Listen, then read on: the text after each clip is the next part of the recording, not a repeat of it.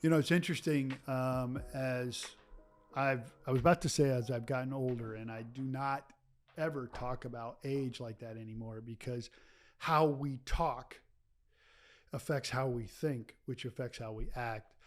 And so I used to, make small comments like we all do. Oh, when you guys don't remember this, you're too young for this, or I've been practicing for 35 years, so I know.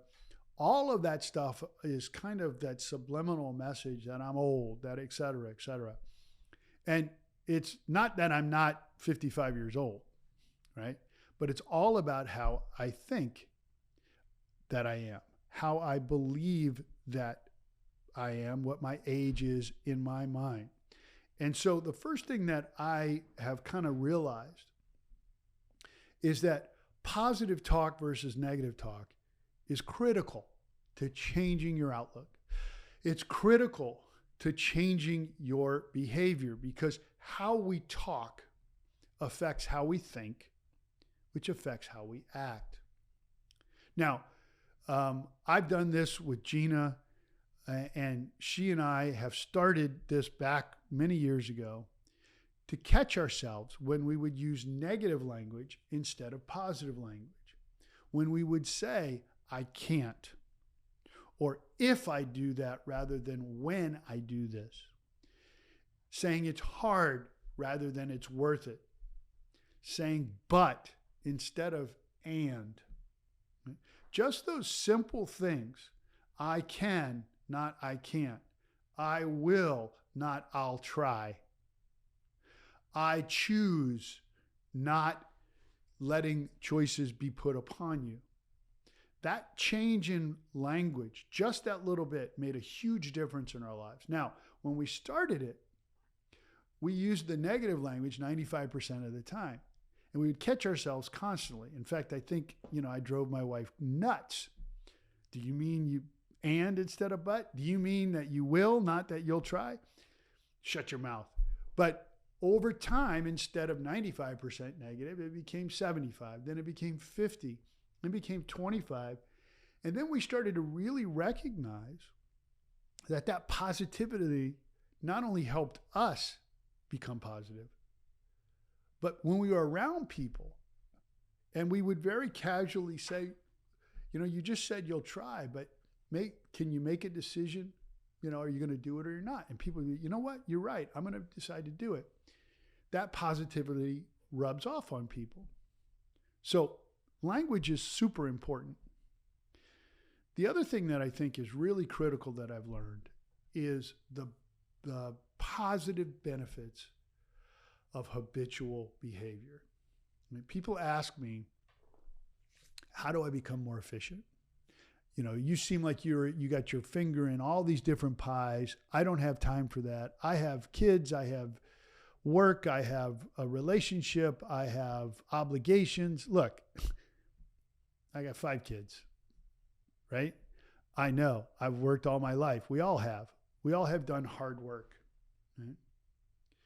But how do you become more efficient? Well, if you think about execution requiring willpower, right? I'm going to decide to do X, Y, or Z. All the things that really internally we know that if we do them, it will help our lives, our personal lives, our business, etc. Right?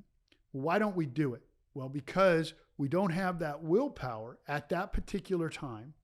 And instead of reading that depot, we turn on the TV. Instead of, doing something, working out or whatever, we look at Instagram. Now, TV and Instagram, they're not the devil, but they have their place. But what's the deciding factor? It's your willpower. So it's well known that when you get up in the morning, you have more willpower than when you go to bed at night, pretty much universally. Okay? That's why when, you hear the early bird gets the worm. That's why you hear the 5 a.m. club, people who wake up early. I wake up at 4 a.m. every morning to work on all these different things that are important to me. Well, they're like, why do you do that? Well, it's easier to do it in the morning. Oh, but I like to work out at night. Well, how's that going for you? Well, I miss sometimes, right? If you had just moved that to the morning, you'd miss a lot less because your willpower is stronger. And if you look at our mental ability, our willpower, as a cell phone battery.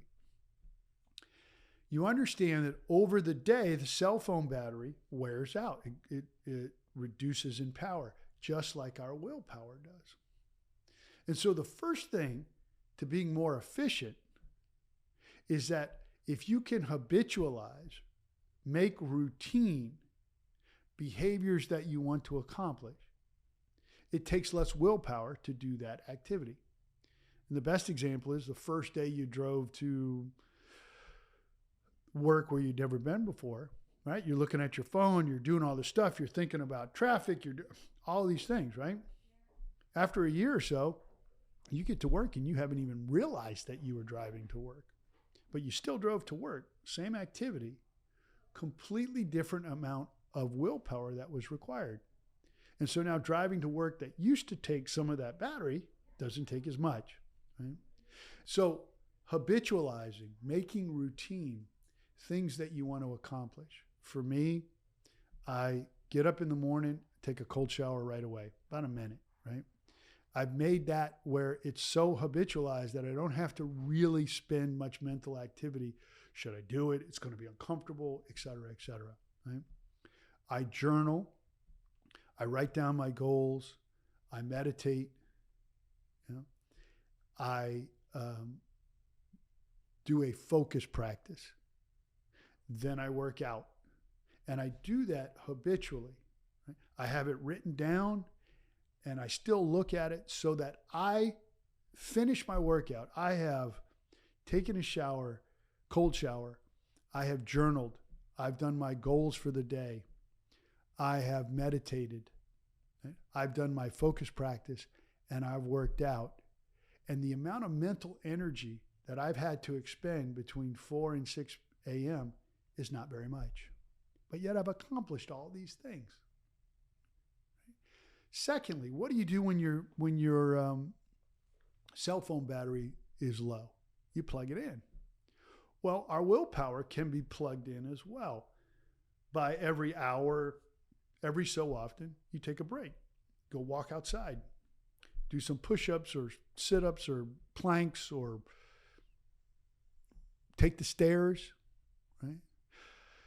Do something completely separate, outside the law, read something different, right? If you want to surf, Instagram or whatever for a few minutes, but make it a defined period of time, 5 minutes, 10 minutes, and then go back to your work. Right? What you've done is you've recharged yourself. Battery has been powered back up so that your willpower lasts throughout the day. I have recently, after talking to a number of people about saying, how do I replicate how I feel in the morning in the afternoon? And after all of these things were said and done, somebody suggested the most simple thing. They said, well, you feel really good in the morning because you have ritualized and habitualized the journaling, the meditating, the focus practice, looking at your goals, and a workout. So why don't you do that again in the afternoon? And maybe you don't take 2 hours to do it. Maybe you do an hour. You do 20 minutes of a workout, 20 minutes of a focus on yourself, something like that, 20 minutes of journaling. And I've started to do that. And that's what made me feel better. That's what gave me more energy. Well, Mike, I can't take out an hour in the middle of my day, every day.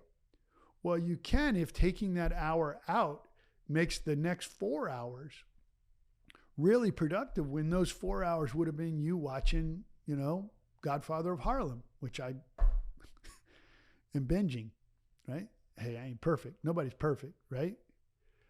But by the way, I feel comfortable by choosing to watch that show and taking away from other things, because I feel like I have effectively accomplished things that I want to do each day.